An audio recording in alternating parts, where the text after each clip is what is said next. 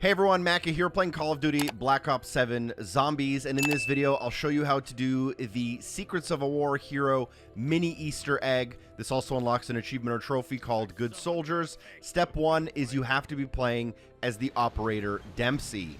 Now this Easter egg is reminiscent of the supervillain Easter egg from Black Ops 6. We're going to get started a little bit into a run already with old Tessie at the upgrade machine to enable Pack-a-Punch. I do have a separate video for that, or you can follow the on-screen tutorials. You'll end up going either through the farm or through the Black Lake cabin into Ashwood. Restore the power to the power pump in Ashwood. This will allow you to park Tessie in the garage and upgrade it.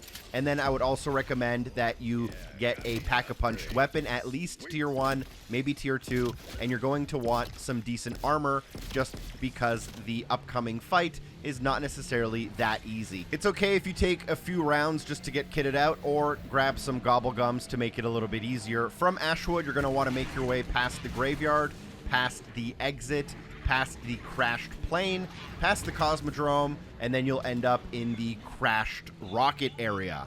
I'm entering this area from the top of the hill, and I'm going to be noticing that there is kind of a rocket fuselage on the left side of the screen. I'm also going to be watching out for all of the enemies here, as they can attack you very quickly. Now I'm going to do a slow-mo here, but you'll notice that there are some downed soldiers in between the fuselage, and there are some dog tags on the ground you'll have to interact with. They can be pretty hard to spot. As you notice, I missed them on my first time through. But your goal is to basically interact with the dog tags by looking at them and holding your interact button, even though you don't have a prompt on screen. I ended up triggering it by looking forward, but you definitely want to be looking at the ground for it to be easier. This will start a short cinematic where you pick up your dog tags and you have a little bit of a flashback / nightmare section.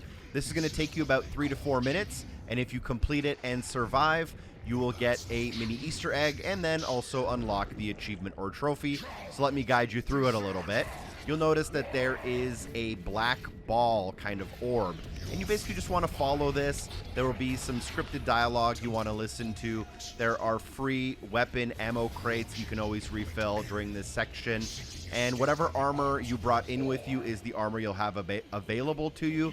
Unfortunately, I don't have any armor on me, and I get very close to being taken out here with my Pack-a-Punch tier 1 weapon.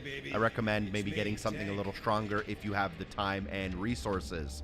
I did end up losing the black orb a little bit in the mist, but as long as the dialogue is progressing, you should be making progress. This entire area basically works like a cross where you start at the bottom. The orb will first go to the left, then it'll go to the right, and then it'll finish at the very far end.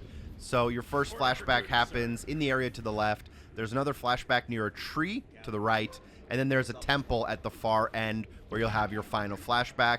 And the enemies will get harder and harder as you make progress. They'll have a little bit more armor, take a little bit more damage, and hit a little bit harder. So the first little wave I survived quite easily.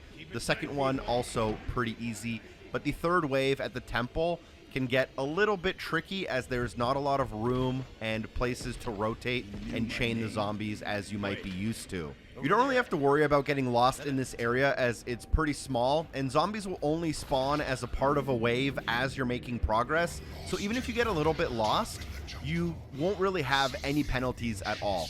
All you really want to do is just make sure that you're surviving the waves and finding the orb, and you should be done within a matter of time.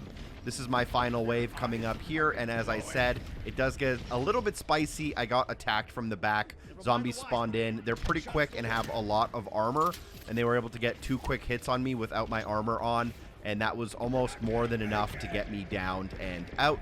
But luckily, if you survive the third and final wave at the temple, you'll be able to go inside, interact with the orb, and respawn as the Easter egg, which in my opinion is some sort of revenant or Medusa type creature where you're able to suck the life out of enemies and throw them using telekinesis. Unfortunately for me, I normally play inverted, but for some reason in this Easter egg I was not inverted. Must have been some change in my settings, and I only had 2 enemies to take care of. But as soon as that was over, pretty underwhelming, I was respawned back into the main world of Ashes of the Damned, given my achievement or trophy, and I was on my way. Thank you so much for watching the video. I hope it was helpful. Special thanks to everyone on Patreon for supporting the show. Peace.